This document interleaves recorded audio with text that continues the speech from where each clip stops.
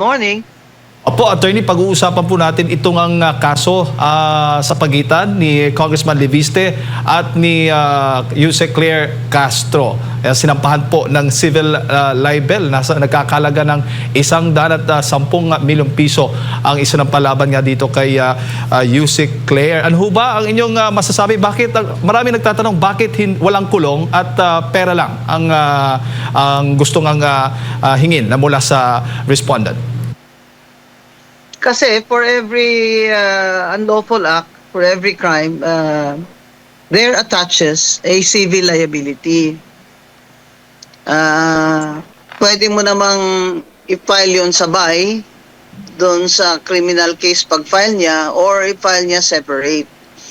Ang ginawa ni Congressman Leandro Leviste, he filed a separate suit for damages under the civil code. So, acts contrary to law, di ba?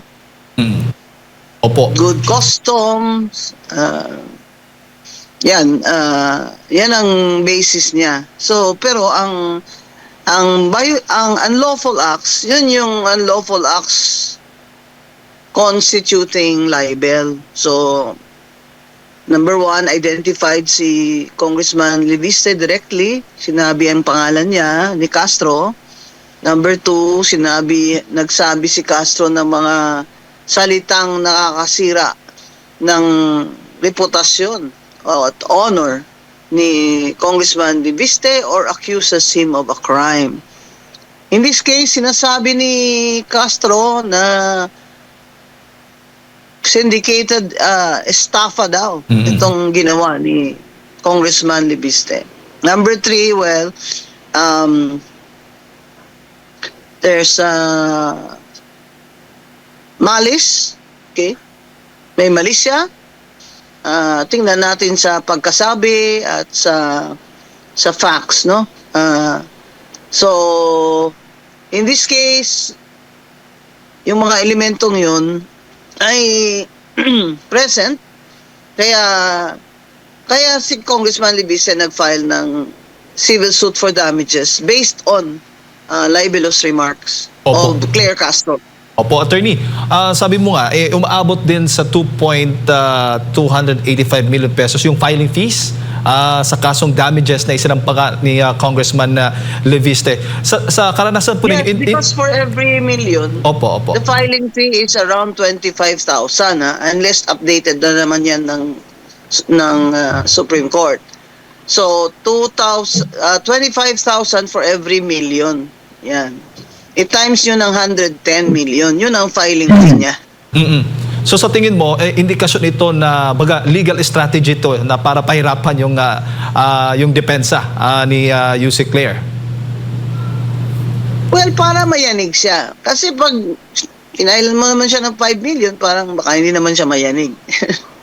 Opo. So talagang sa status ni Congressman Leviste at sa kanyang kakayahan, sa status niya, congressman siya. So, kaya niyang i-file for 110 million na damage suit. So, mas madali kasing manalo sa damage suit sa civil case kaysa dun sa libel. O nga po. Kasi dun sa libel, mahirapan yung meron kasing di ba? Meron kasing ruling na pag ikaw ay public official o ganyan, elected, no? Congressman ka, hindi ka dapat onion skinned. Opo. Pero kung ma-establish naman niya ang malis, mapapanalo niya. Pero mas madali mapanalo ang civil case. Kasi ang standard ng ebidensya na required ay preponderance of evidence lamang. Kumbaga ay makikita mo sa mga sinabi ni Claire Castro at sa mga post niya na paulit-ulit, ganyan. Pero dun sa libel na kriminal na may patong na kulong, kailangan ma-prove niya beyond reasonable doubt yung mali siya. Opo. So totoo po yung sinasabi na mas mataas yung chance na ma-dismiss yung libel case kapag ang nagrereklamo ay isang public official dahil nga po doon sa doktrina ng freedom of speech at yung public interest. At saka hindi sila dapat balat sibuyas, di ba? Gaya niyan, pag nagbatikos ako ng congressman, pailan niya ako ng, di ba, ilang beses ko na yan si Edwin Garjola na yan ng CWS party list, si Martin Romualdez, si Congressman Puno, di ba? Pero, alam din nila, at siguro alam din ng mga abogado nila that this is my freedom of speech. Pag ginablan niyo ako, hahaba ang kwento, di ba? Po. Ayaw nila humaba ang kwento pag ako ang nagsasalita. Alamang ako dyan Kasi mas makikinig yung mga tao sa akin kaysa kanila. Yan yung mga nag-aatubili yung mga congressman na yan mag-file ng kasong libel sa mga journalist at mga kagaya ko, private citizen, di ba? Pero yung si Marvin Rillo, sample lang, balat sibuyas talaga yun. Inabla si CJ Hero ng libel. Opo. Ba't ka magalit na galit, Marvin Rillo, dahil natalo ka ni Suntay? I-voter ako dyan sa Quezon City. Alam ko naman yung pinanggalingan mo Saan ka ba nanggaling? Di ba? So, itong kay Congressman Libiste at kay Claire Castro, kung itutuloy itong libel talaga, magiging landmark case ito. Bakit? Kasi yung inaabla ni Congressman Libiste ay hindi naman journalist. Hindi rin naman siya private citizen. Public official din siya. Kumbaga, public official, elected official versus a high government official. So, kumbaga, ang expectation ng public sa kay Claire Castro ay iba kaysa expectation ng freedom of speech ng mga journalist. Kasi si kay Claire Castro, dahil siya ay katawan, she's representing the president as spokesperson, pag sinabi niya yun, may bahid na siya ng political color. Kumbaga, may mali siya. Opo. Balikan ko lang yung nabanggit po ninyo, attorney, na ito nga sabi nga ni UC Claire, Auntie Claire, na possible na haharap po ng large-scale estafa itong si Congressman Leviste. Ano bang mga dapat patunayan ulit bago mo masabing may large-scale estafa po dito? Gawa-gawa niya lang yan. Hindi ko alam kung nag-practice talaga yun si Auntie Claire. Hindi ko talaga alam. Hindi ko narinig yung pangalan niya kasi sa practice. And I practiced for 20 years before I became Commissioner of COA and COMELEC. I was in court almost every day. I was a trial lawyer. I even have cases that I won in the Supreme Court. Di ba? The Anti-Vowsy Act, landmark case. I was the lead counsel there. Maria Rowena Guanzon versus Judge Rufon. It's an ethics case. Itong si Auntie Claire, hindi ko ever narinig yung pangalan niya sa practice. Baka dahil siyempre younger siya sa akin. Pero kahit na younger, nakikita ko naman sila sa husgado, narinig ko sila sa mga events ng mga legal profession, di ba? So, itong mga sinasabi niya, syndicated estafa. Kumbaga, suntok sa buwan yan. Paano yan maging syndicated estafa yung pagbibenta ng share sa isang kumpanya? Hindi naman bawal magbenta ng shares ng isang kumpanya. Kaya nga, negosyo yan Paano yan naging estafa? Sinong inestafa nila? Gobyerno inestafa nila? Parang pag pinailan pa niya ng syndicated estafa, idadamay niya si Manny Pangilinan? Tapos idadamay niya Meralco? Di dumami na kalaban ni BBM? Di ba? Kaya yung mga sinasabi niya, ano na niya lang, sa nervyos niya ba? Opo, at Sa nervyos ni Auntie Claire, ni Attorney Claire, offensive din siya. So, kaya, kumbaga, ay, haka-haka niya lang yan. Speculation. opo, attorney. Gawa-gawa niya lang. Opo, mayong aga, mayong buntag, si Admar po ito. Attorney, mainam po ba ito sa ating gobyerno na meron pong isang tagapagsalita, representative ng gobyerno, palace officer ito, tapos may dual entity na isang political vlogger din, meron siyang vlog eh. Tapos sinabi rin niya, binigyan niya ng linaw na yung kanyang pagiging vlogger doon sa kanyang channel mismo ay labas na doon sa kanyang pagiging isang opisyal ng gobyerno, attorney. Kung dalawa pala personality niya, di schizophrenic siya. Ay, alam ko may mga rules ang government offices sa ganyang kataas na ranggo. Ang sweldo niyan, mga 300,000 ha. Taas ng sweldo ni Auntie Claire ha. Kaya takot na takot yan matanggal ni BBM eh. Alam ko mga rules yan dyan sila eh. Hindi ko alam. Dapat ilabas na Malacanang ang rules nila tungkol dyan.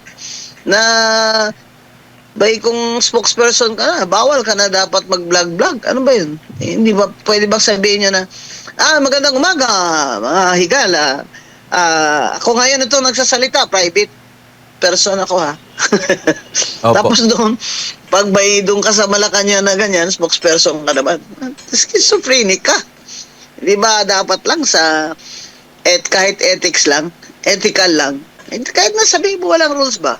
Hindi ba common sense yan? Na kung tagapagsalita ka ng presidente, huwag ka na magsalita sa personal mo na vlog. Diba? Opo. Dapat ka, dinilit niya na lang yan o sinuspend niya na yung personal vlog niya nung in-appoint siya. Kasi baka yung vlog niya na yan, ginawa niya yan bago siya na-appoint. So, hindi naman pwede yun kasi sino ngayon paniwalaan natin dito? Pag nagsasalita pala siya for the president, tatawa yung tao. Sasabihin ng tao, ito ba ano bang personality ito ngayon? Si Dr. Jekyll o si Mr. Hyde? Opo, Kaya, opo. kung ako sa Civil Service Commission, i-inquiry din nila yan si Jose Claire. Tingnan mo yung rules ng Civil Service Commission sa ukol sa paggamit ng social media. Meron yan, meron yan. Nakikita niyo rin po na may impact kung bakit ganito po kababa yung rating ng ating administration na ngayon po. Kasi yung nasa communications, minsan labas na doon sa pagiging representative niya. Parang sarili ba niyang opinion? Di mo na alam kung sariling opinion niya or ini-echo niya yung ang stand ng gobyerno, attorney. Oo. Tsaka imbis na sabihin niya lang kung ano yung gustong sabihin ni BBM, anong policy niya, anong bagong project niya dyan, no? Ina-atake niya yung Vice President. Wala naman sa buong mundo ganyan na spokesperson ng presidente o leader ay dinadamay pa yung away politika sa Vice President. Yun ang number one niya talagang kapalpakan. Hindi niya ma-distinguish talaga kung ano yung trabaho niya, na focus lang siya as spokesperson ng presidente o yung trying to please BBM. Yung gusto niyang Star Award siya ni BBM ba? Atakihin niya si Sara. Opo. Binesweldohan natin siya Sinasweldohan siya ng taong bayan para gawin niya yung trabaho niya maayos hindi naman trabaho ng spokesperson yung mag-atake ka sa Vice President. Buti nga, hindi siya pinapansin ni Sara Hindi naman siya pinapatulan At Opo. kung ako din naman ang Vice President, ba't ko naman ito papatulan Mas okay nga Mas lalong bumabagsak yung tingin ng tao kay BBM pag ito ang nakikita sa... Opo, attorney. Maisingit ko lang po. Meron po kasi siyang naging komento doon sa pagsasampa ng reklamo nga nitong si Congressman Leviste. Napatanong siya kung sino raw yung nasa likod nitong pagkakaso sa kanya at nakikita niya na parang may gustong magbusal sa kanyang bibig at sinasabi niyang kumbaga parang sino ang nasa likod na gusto siyang patahimikin po, attorney?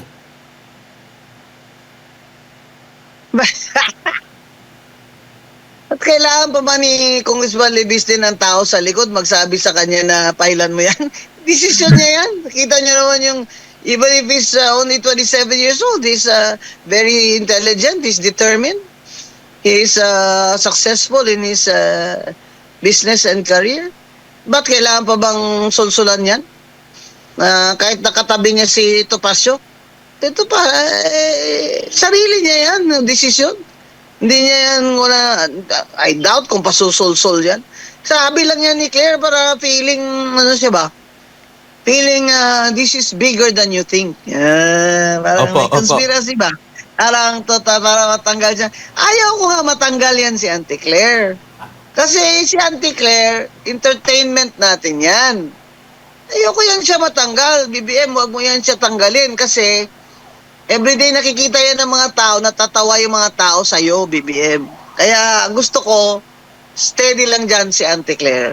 Pero attorney, nung pinapili siya kung sino yung gusto niya makadebate, kayo raw po ang gusto niya makadebate out of sa inyo ni Professor Malutikia, attorney. Kasi nasita na siya ni Malo eh. Ako, hindi ko pa siya na bardagulan. Opo, attorney. Gusto niya siguro na curious din yan siya sa akin. Kasi she's a lawyer di ba? Yung mga lawyers, ang tendency din, debate ka sa akin, mag-lawyer ka muna. Kagaya ng isa, gustong magdebate sa akin gustong banat-banat sa akin na lawyer na bakla. Oy, maraming kaibigan bakla, pero itong lawyer na ito parang hindi naliligo. Gusto niya ako mapakipag-debate sa akin, pero magdadala daw siya ng bodyguards. Ngayon, si Attorney Claire, gusto niya ako kasi na-curious siya di ba? Attorney siya abogado siya So, na-curious siya kung paano yung tagisan namin ng argumento, di ba? Pero hindi ko na papatulan yan si Attorney Claire kasi inabla na siya ni Congressman Libiste. Opo. Marami na siyang problema ngayon. So, reserve na lang ako, Attorney Claire. I-reserve mo na lang ako. Opo, attorney, panghuling topic ko lang po kasi mag-uumpisa na po ngayong araw or babalik ngayong araw yung investigasyon po ng Senado sa Blue Ribbon po. Kaugnay nga po dito sa korupsyon, anomalyang flood control project. Meron pa ba kayong inaasahan na magandang maidudulot na matutukoy na natin kung sino yung mga korap na maaring mapanagot po, attorney? Nasaan na? Nasaan na si Martin Luther King Romualdez? Kung talagang seryoso si Senator Ping dyan, na yung reputasyon niya as an independent senator, ngayon kasi yung reputasyon na si Nipe, wala na Ang mga tao nagsasabi si Senator Ping ay pro-BBM na Pero kung gusto niya na talaga mapatunayan na ang Senate Blue Ribbon Committee ay it has balls. Dapat tawagin niya rin si Martin Romualdez at si Sandro. Para matanong naman siya ng mga senador na hindi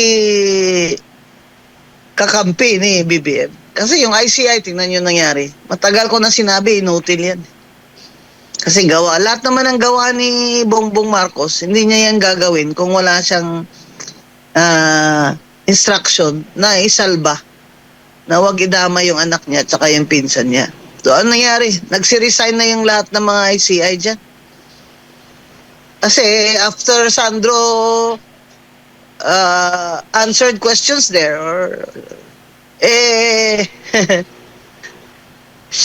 parang sabi nga ni former Secretary Singson, hindi inasahan ni Sandro na ganun pala kadetalye yung mga tanong sa kanya. nung ganun nakadetalye mga tanong sa kanya, nag-invoke na siya ng kanyang request or right na mag ano na lang executive session, hindi na open to the public. Well, isa pa to eh. Like father, like son, itong Sandro na to kay BBM eh. Talagang tingnan mo kung makaasta, alam mo kung sinong marunong. Pati ako ha. Pati ako hangkaton niya pa ako basa ko no magdebate sa konstitusyon. Kagamay-gamay nga tao, bro. Perte katikalon. Ayan, yung Senate Blue Ribbon Committee na yan, bibilib lang kami sa iyo, Senator Ping Lacson, kung ipatawag mo, i-require mo under pain of contempt si Martin Luther King Romualdez at si Sandro. Kasi hindi ako naniniwala. Nagawa lang yun ni Saldico na hindi utos ni Romualdez. Lahat ng gawa ni Saldico as appropriations chair, utos ni Martin Luther King Romualdez. Yan ang talagang totoong makapal. Kasi meron pa siyang mga media propaganda ngayon na ang pera daw ng taong bayan na hindi dapat ibulsa. So, excuse me, asawa mo si Yeda Romualdez, ginawa mong chair ng accounts nung speaker ka. Ano ba ibig sabihin nun? Kuntsaba kayo. Grabe kayo, walang hiya-hiya na kayo. At si Yeda Romualdez, pang 4th term niya na yan. 3 terms as district congresswoman, nag-4th term as tingog party list. Sa Constitution, di ba, sinabi ni Justice Carpio, Constitution does not distinguish. Kung party list ka o district representative, 3 terms lang. Ito namang si Comelec Chair Garcia, parang di namang veteranong election lawyer. Nang nangyari sa'yo, Chairman Garcia, ha? Nung nag-appear ka dyan sa division ko, tino mo abogado. Galing-galing mo pang pag-argue. O, pag na-corner na kita sa argumento, inaamin mo naman, di ba? Tapos ngayon, alam mo na may constitutional prohibition sa 4th term. Pinokle mo pa. Inalaw mo pa yung substitution ni Yeda Romualdez after a wholesale na resignation. Rowena Guanzon pala hindi pwedeng mag-substitute dahil nag-resign yung mga nominees. Pero si Yeda Romualdez pwede pala. That's already a Supreme Court decision ng P3PWD party list na decision. That should have been already the established guideline na walang wholesale na resignation ng nominees bilang pagpalit ng mga nominee. Pero inayagan ni Chair Garcia. Tapos pinoclaim pa kahit fourth term na niya. Ito talaga kung may winner talaga, may beauty queen sa kakapalan, ito si Yeda Romualdez.